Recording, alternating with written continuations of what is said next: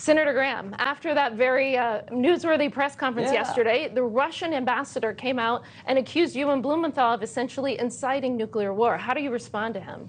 Well, Dick and I didn't move any tactical nuclear weapons to Belarus. So the bottom line is Putin is playing a game. Every time we want to send any weapon, that's going to be World War III. You know, if you send in tanks, that's a new game. If you do the HIMARS, every time we try to help Ukraine evict the Russians, they threaten the West. Here's what I think is real. According to President Biden, the use of a tactical nuclear weapon by Russia is becoming a more real scenario as Ukraine gains momentum on the battlefield. So I'm letting the Russian generals know, if you follow the order of Putin to blow up the nuclear facility, the plant, to radiate Europe, or you drop a tactical nuclear weapon to turn around the war you're losing, I consider that an attack on NATO, and Senator Blumenthal, a Democrat, agrees.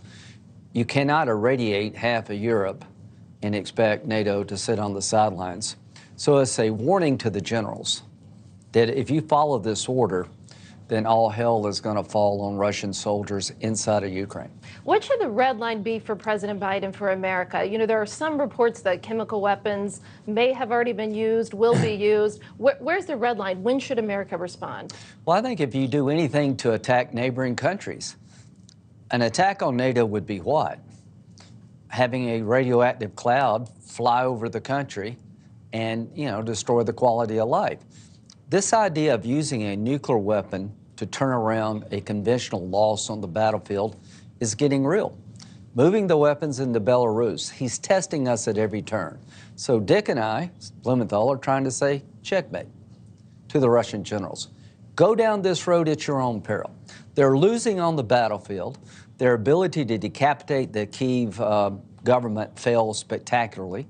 Now they're losing ground every day. Over time, I think the Ukrainians are going to break through to Mariupol, and the Russians are going to be cut off from their supply routes inside of Ukraine, inside of Crimea.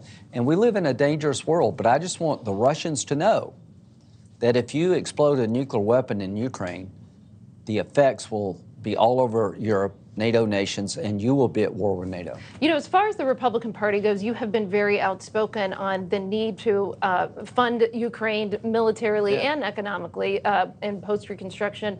How do you think Trump and the rest of the House GOP, how are they going to square, how do you square your position with some people that are very loud advocates for not continuing that support? Well, I'm right and they're wrong. That's how you square it. So, now, President Trump provided lethal weapons to the Ukrainians on his watch. If it were not for the anti-tank weapons, what do you call that? The Javelin. Yeah. A lot of kids named Javelin in Ukraine right now, by the way. That's like the most popular new name.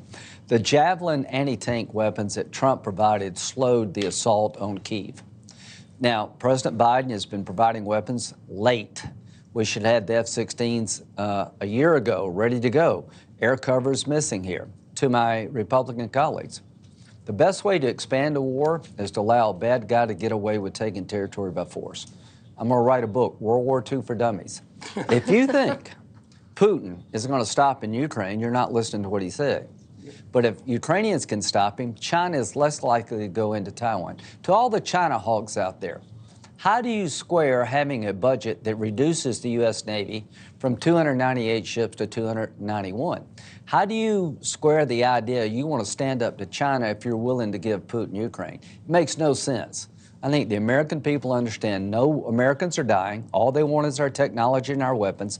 They're doing the fighting and the dying, and if they can stop Putin, the world will be a better place. Senator, the Republican Party is moving away from the tradition of Ronald Reagan, a robust foreign policy, a muscular foreign policy, of you and the late Senator John McCain, your wingman on foreign policy, very hawkish.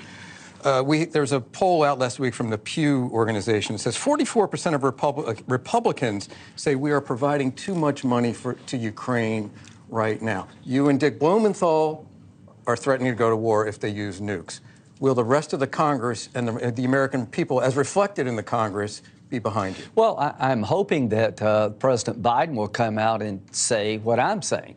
To the Russians, if you explode a tactical or nuclear device in Ukraine, you'll be at war with NATO. We had a chance to deter the invasion. Didn't work. Thanks for watching. Go to newsnationnow.com to find NewsNation on your television provider. And don't forget to subscribe. Click the red button to get more of NewsNation's fact-driven, unbiased coverage.